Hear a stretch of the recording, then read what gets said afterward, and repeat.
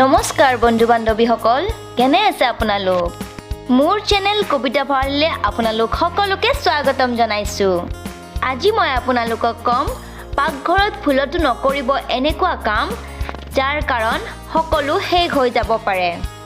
কিন্তু তাৰ আগত আপুনি যদি মোৰ চেনেলটোত প্ৰথমবাৰৰ বাবে আহিছে তেতিয়াহ'লে সাবস্ক্ৰাইব কৰি দিব আৰু কাষত থকা বেল আইকনটো ক্লিক কৰি দিব যাতে আপুনি ভিডিঅ'বোৰ পাই থাকে। এতিয়া আহক বন্ধুসকল, আমি ভিডিঅ'টো আৰম্ভণি কৰোঁ। বাস্তুশাস্ত্ৰ অনুসৰি পাকঘৰ ঘৰৰ সকলোতকৈ মহত্বপূৰ্ণ ভাগ হয়।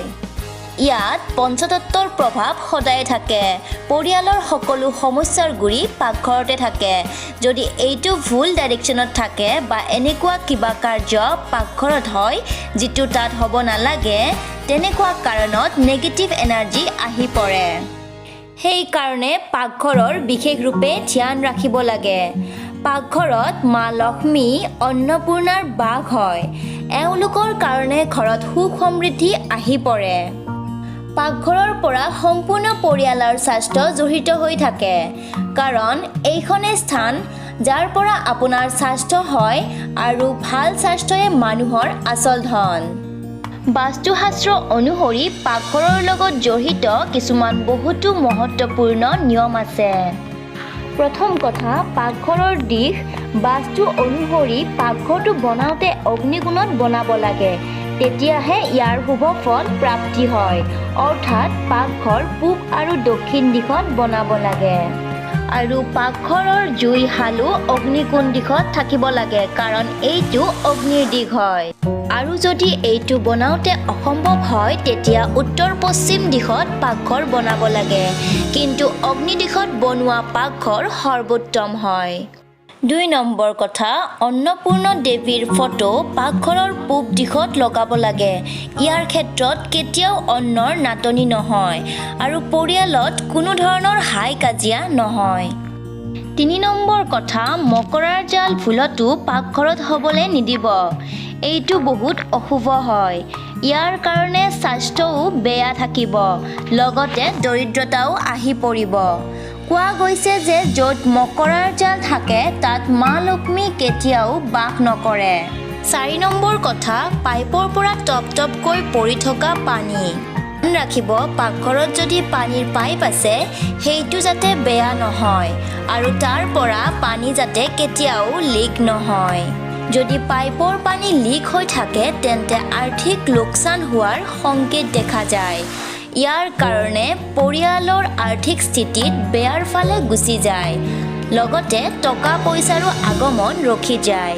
৫ নম্বৰ কথা হ'ল, পাকঘৰত আইনা থকাটো অশুভ হয়। যদি আইনাত অগ্নিৰ প্ৰতিবিম্ব দেখা যায় তেতিয়া বাস্তুৰ দৃষ্টিকোণৰ পৰা অশুভ বুলি কোৱা হয়। দৰাচলতে পাকঘৰটো উৰ্জাৰ ভাণ্ডাৰ বুলি কোৱা হয়।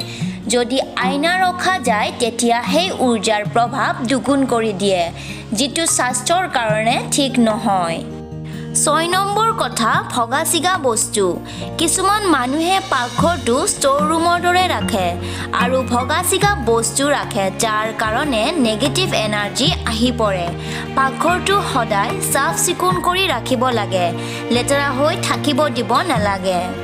৭ নম্বৰ কথা, বাস্তুশাস্ত্ৰ অনুসৰি গাখীৰ পাকঘৰত থোৱাৰ সময়ত ধ্যান ৰাখিব লাগে। গাখীৰৰ ঢাকনি কেতিয়াও খোলা ৰাখিব নালাগে, সদায় ঢাকনি দিয়েই ৰাখিব লাগে। অন্যথা খোলা ৰখা গাখীৰ ঘৰলৈ অশান্তি মাতি আনে। ৮ নম্বৰ কথা, চোলাখন অগ্নিকোণৰ দিশত থাকিব লাগে। অৰ্থাৎ চোলা দক্ষিণ আৰু পূবৰ মধ্যমত দিশত থাকিব লাগে। চোলাখন বেৰৰ লগত লগ লগাই নথব। চোলাখন উত্তৰ দিশত কেতিয়াও নাৰাখিব, কাৰণ উত্তৰ দিশৰ স্বামী কুবেৰ হয় আৰু কুবেৰৰ লগত অগ্নিৰ কেতিয়াও মিল নাখায়।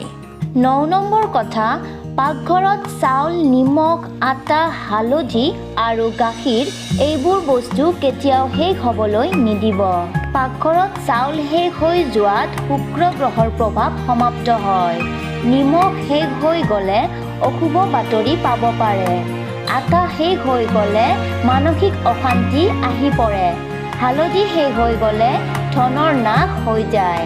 গাখীৰ শেষ হৈ গ'লে ব্যক্তিৰ একো ইচ্ছা পূৰণ নহয়। বন্ধু বান্ধৱীসকল, এয়া আছিল পাকঘৰৰ লগত জড়িত 9টা মহত্বপূৰ্ণ কথা।